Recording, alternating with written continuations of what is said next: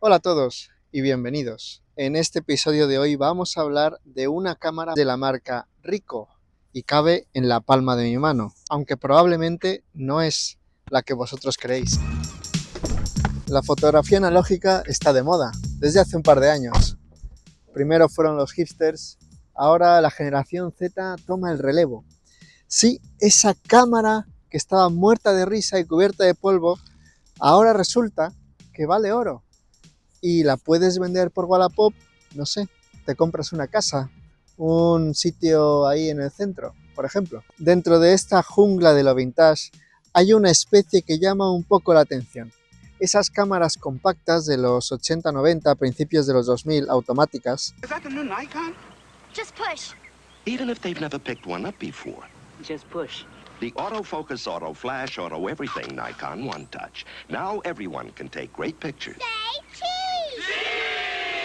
Despreciadas por los fotógrafos serios, amadas por el postureo de Instagram, pero curiosamente solamente han sabido ser utilizadas correctamente por nuestros padres.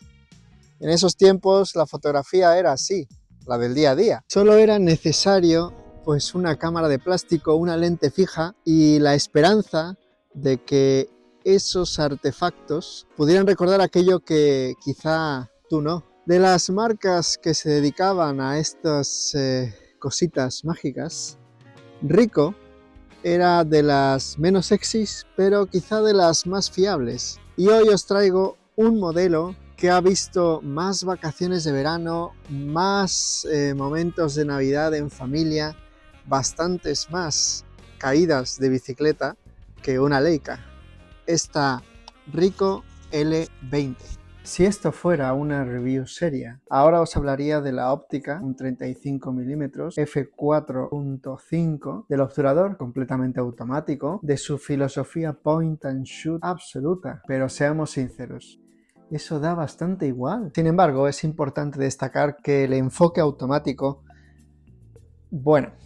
no es un enfoque automático como tal. Tiene dos posiciones básicamente, que es retrato, es decir, sin más, o infinito, dándole aquí.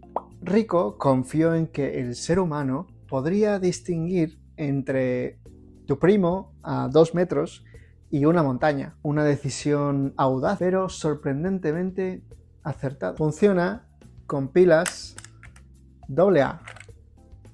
Estas de aquí. Te las presento por si no las conocías. Nada de baterías raras y que cuestan una millonada. No.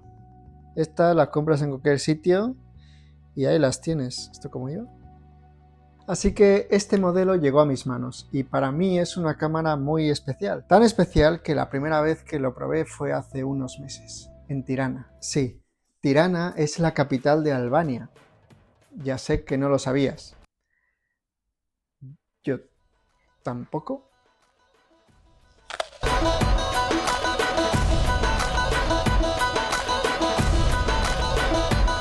La ciudad me sorprendió. Por momentos parece una metrópoli recién estrenada, con edificios altos y modernos, una parte antigua e histórica muy marcada, pero de repente giras una esquina y se nota que estás en los Balcanes, donde nada está del todo terminado. Y probablemente nunca lo estará.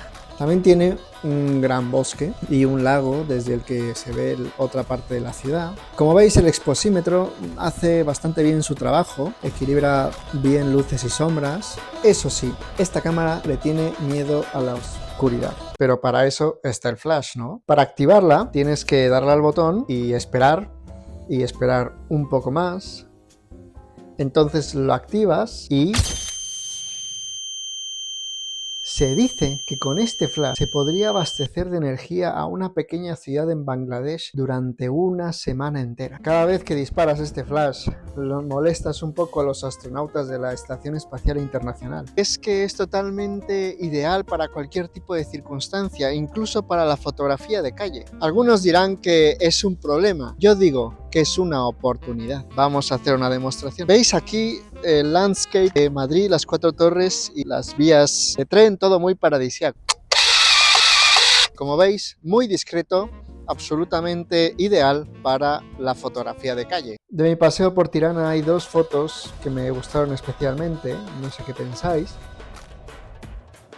Quien me conozca un poco se preguntará, bueno, pero José, ¿por qué te parece esto tan interesante? No puedes controlar manualmente el enfoque, no tiene control de profundidad de campo, vamos, que no tiene ningún control creativo como tal.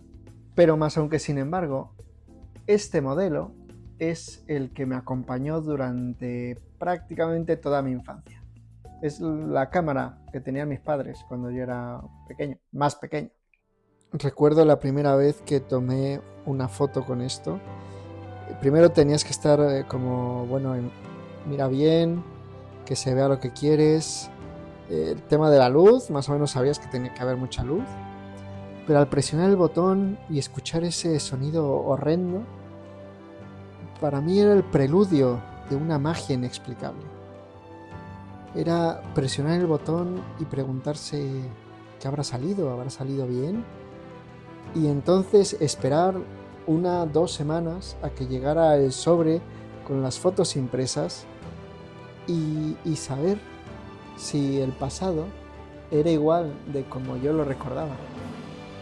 Este sencillo homenaje a la cámara de mi infancia, una de las cámaras de mi infancia, ha sido un homenaje en general a todas esas cámaras que han quedado quizá en el olvido, que ahora mismo el folclore de nuestros días están queriendo revivir. Es un homenaje a lo sencillo de la vida, al día a día, a lo cotidiano. Y esta cámara es un recuerdo de lo que nos mantiene unidos en el presente y en el futuro. No estáis viendo doble, son 2 del mismo modelo.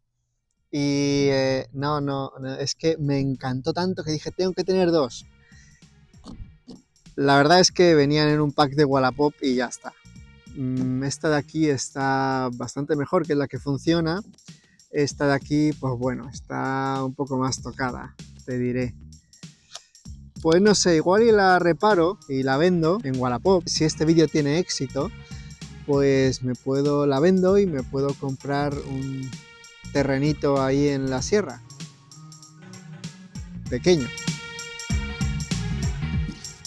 Sed felices.